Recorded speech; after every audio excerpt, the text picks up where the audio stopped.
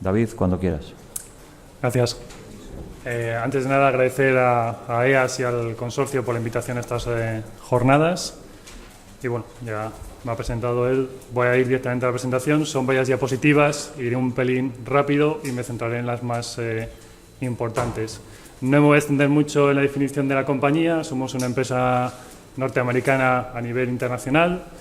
Facturábamos aproximadamente 4 billones de dólares anuales y unos 12.500 empleados. Tecnologías, productos que tenemos y más centrados en el agua potable y más interesantes a nivel de conocimiento y experiencia que ya tenemos, pues resaltaría sistemas de tecnologías de filtración, como puede ser filtros de arena abiertos con la tecnología de Leopold, sistemas de filtración mediante membranas de ultrafiltración con la antigua marca Xenon, que ahora es de General Electric, membranas de osmosis, nanofiltración, electrolisis irreversible.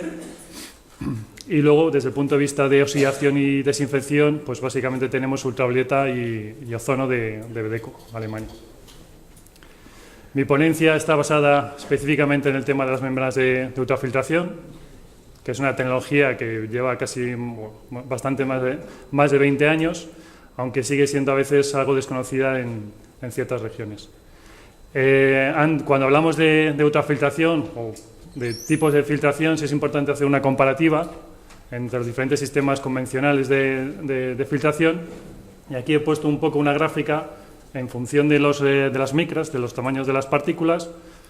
Más o menos el ojo humano es capaz de ver visualmente a partículas hasta un tamaño de 40 micras, pero si me hago por debajo de los 40 micras, pues tenemos sobre todo el tema de bacterias que tienen este rango. La bacteria más pequeña del mundo creo que son 0,2 micras, virus, coloides, también tiene un amplio rango de tamaño. Y bueno, pues sistemas convencionales que tenemos en las potolizadoras a la hora de filtración suelen ser los filtros de arena, que un filtro de arena no es un filtro físico como puede ser a lo mejor un tamiz, ¿vale? O una malla, porque también es un filtro en volumen o en absorción, ¿no? Los filtros suelen tener un rango de, si ponemos contadores de partículas antes y después de un filtro de arena, y hay varios estudios, pues suelen tener o suelen retener partículas por encima de una micra aproximadamente, ¿vale? Otros valores, o desde el punto de vista del espectro de filtración interesantes, es el SDI, que es una placa de 0,25 micras, que es un valor que se utiliza sobre todo en desalación para medir la calidad de los pretratamientos que van a alimentar una osmosis inversa, justamente por el problema que se comentaba antes de que cuando estamos hablando de turbidices muy bajas, es difícil de tener un buen rango, una buena fiabilidad, y de ahí que cuando hablamos de turbidices bajas se empieza a hablar de otros sistemas de medidas de partículas o de sólidos de suspensión, que es el SDI, ¿vale? Ya aquí, cuando estamos hablando de partículas de 0,45 micras, empezamos a hablar ya de sistemas de membranas, nuevamente, que es el espectro de la microfiltración. Y después de la microfiltración saltaríamos a la ultrafiltración. Ambos siguen siendo procesos físicos de separación, pero la ultrafiltración ya tiene la gran ventaja frente a la microfiltración de que a la hora de desinfectar virus, pues ya tiene una remolición importante, aproximadamente el 99%, y en el caso de las bacterias tiene muchísima más remolición. Y de ahí que la ultrafiltración, y por qué también importante en el agua potable, siempre se ha visto que es el sistema más efectivo, el sistema de desinfección más efectivo. Es más efectivo que el ultravioleta, más efectivo que el ozono, que el cloro. La ventaja de mi compañía es que no tengo por qué venderos la moto, porque tenemos todas estas tecnologías, pero desde el punto de vista de fiabilidad, siempre la ultrafiltración, porque es una desinfección física, no depende de ningún parámetro químico del agua, ni de transmitancia, etcétera, etcétera, pues tiene una capacidad de desinfección mucho mayor. Y luego ya saltaríamos a la parte de los iones, es decir, de todo lo que está disuelto. Importante recalcar que la ultrafiltración, todo lo que está disuelto, no lo para. Sí que podríamos hablar que el tema de coloides puede ser debatible. De hecho, veremos más adelante que incluso con coagulaciones se mejora también la filtrabilidad de la ultrafiltración, es decir, partículas que quitan. Pero ya si hablamos de iones divalentes o monovalentes, pues ya empezamos a hablar de nanofiltración y osmosis, que ya se ha comentado antes. De ahí, por ejemplo, también que cuando hay un sistema de osmosis, y hay muchos ya ejemplos, tanto en terciarios, potolizadoras como desaladoras, muchas veces se pone la ultrafiltración como pretratamiento de la osmosis, porque desde el punto de vista de sistemas de filtraciones físicos, como veis, La ultrafiltración es la que está más cercana a la osmosis, ¿vale? Si tú pones un filtro de arena, todo lo que hay desde aquí, en partículas hasta aquí, es lo que le va a llegar a la osmosis. Como decía antes, es una separación física, es decir, sales, pasa todo, lo soluble también, es decir, materia orgánica soluble también te va a pasar a través de la ultrafiltración. Coloides suele quitar aproximadamente un 90%, pero depende otra vez de la distribución de los mismos. Virus te deja pasar aproximadamente un 1%, es decir, te retiene el 99%. Y bueno, pues toda la fauna o jauría de protozoos, bacterias y demás, pues incluso algas, las beriazules, cianofitas, que producen toxinas. La ultrafiltración te puede retener las algas y también te permite atacarlas o retenerlas sin romperlas, pero sin embargo las toxinas que ya están en el agua, esas sí que te las va a dejar pasar porque es soluble. Diferentes sistemas de membranas, nosotros tenemos actualmente 3, presurizadas, encapsuladas, sumergidas, no reforzadas, y luego esta de aquí que es la sumergida también, pero reforzada. Básicamente esta está más adecuada a aguas con menos sólidos de suspensión medianos, hablamos de entre 20 o 40 como máximo miligramos litro, y esta de 500 donde se utiliza también incluso en aplicaciones de MBR, es decir, esta propia membrana la metes en un biológico, en un reactor biológico a 8.000, 9.000 o 12.000 miligramos litro. Las configuraciones, que es un módulo, que es un rack o que es un cassette, eso también es importante muchas veces y es bastante lioso cuando se comparan diferentes fabricantes y tecnologías. Funcionamiento, la ultrafiltración puede ser cross-flow, un poco sería como la osmosis, o puede ser también forma secuencial, que es nuevamente el funcionamiento nuestro, que secuencial lo que haces es, estás alimentando agua bruta a las membranas, estás permeando, agua limpia, se va concentrando todos los sólidos aquí y al cabo de 40 minutos o una hora haces el drenaje. Este drenaje es lo que nosotros llamamos rechazo, que es similar también a cuando hablamos de conversión en osmosis, es decir, cuánto produces y cuánto rechazas. Las conversiones también dependen del tipo de membrana y de la calidad del agua. En agua potable solemos hablar de una conversión en la ultrafiltración del 95%. Y lo que veremos más adelante es también tenemos potalizadoras donde se hace una primera etapa que suele tener un rendimiento del 90-95% y una segunda etapa que lo que hace es, como si fuera en la osmosis, el rechazo de la primera etapa lo vuelves a concentrar otra vez, ¿vale? Y se pueden llegar a alcanzar conversiones totales del 99,5%, ¿vale? Porque uno de los problemas que cuando alguien piensa en meter una ultrafiltración en agua potable es que está acostumbrado a conversiones casi a lo mejor del 98%, porque los filtros y los decantadores tienen un rechazo muy bajito, básicamente lo que quitas es fango, mientras que la ultrafiltración estás hablando de un 95%. La diferencia entre un 95% y un 97,5% que puede ser un sistema convencional significa que de rechazo estás produciendo el doble, del 2,5 al 5%, ¿vale? Y los volúmenes de agua que se tratan en las potabilizadoras suelen ser volúmenes bastante altos. Desde el punto de vista de calidad de las aguas, pues aquí en España se suele, la legislación actual, si no recuerdo mal, si no me he quedado obsoleto, es menor de una NTU. En Estados Unidos siempre han ido un pelín más avanzados y han sido más exigentes, y la LT2 y la USEPA pedían, por ejemplo, la salida de la potabilizadora 0,15 NTUs. El motivo de por qué 0,15 NTUs no es porque les guste quitar los sólidos de suspensión porque sí, o partículas, sino porque hubo bastantes problemas con el tema de protozoos y bacterias que veremos más adelante. Entonces sí se vio, por ejemplo, y en filtros de arena, que si tú optimizabas el filtro de arena y eras capaz de salir por debajo de 0,5 NTUs, eso equivalía aproximadamente a una remunición de bacterias y de virus del 99,9%, creo recordar. Una de las grandes ventajas de la ultrafiltración es que, y depende también de la membrana que estés utilizando, la salida es muy constante, ¿vale? Te pueden llegar puntas de 500 NTUs y como veis en este gráfico, puntas de 500 NTUs y la salida por debajo de 0,1 NTUs, ¿vale? Esta es, yo diría, una de las grandes ventajas, aparte de la desinfección, de las membranas de ultrafiltración. Mientras que en un sistema convencional, como tengas unos picos altos de turbidez o de sólidos en la captación, pues tanto los decantadores como los filtros de arena van a sufrir y van a tener problemas para mantener una buena salida de turbidez. Desde el punto de vista de desinfección, incluso en California se llegó mediante una especie de simulación de de partículas de tamaño fosforito para poder contarlas fácilmente. Se llegó incluso a testear, por una forma, hasta 9 logaritmos de remolición, ¿vale? 9 logaritmos es un 99,79%, ¿vale? Principales problemas que ha habido en cuanto a patógenos en el agua han sido el Cryptosporidium y la Giardia, básicamente, también algo de Clostridium, básicamente porque estos bichos, estos protozoos, son, por su tamaño, bastante resistentes a las oxidaciones, sobre todo el cloro, pues igual. ¿Vale? Veis que el tamaño es entre 4 y 7 micras, entre 10 y 12 micras, que esto puede llegar a pasar a través de un filtro de arena. Como hablaba antes, un factor muchas veces cuando se habla de calidad de agua de un pretratamiento o de un tratamiento, ya se salta más de la turbidez al valor del SDI, que esto es ya, como decía antes, hablamos de desaladoras, y esto es una foto, por ejemplo, de un filtro de 0,45 micras limpio.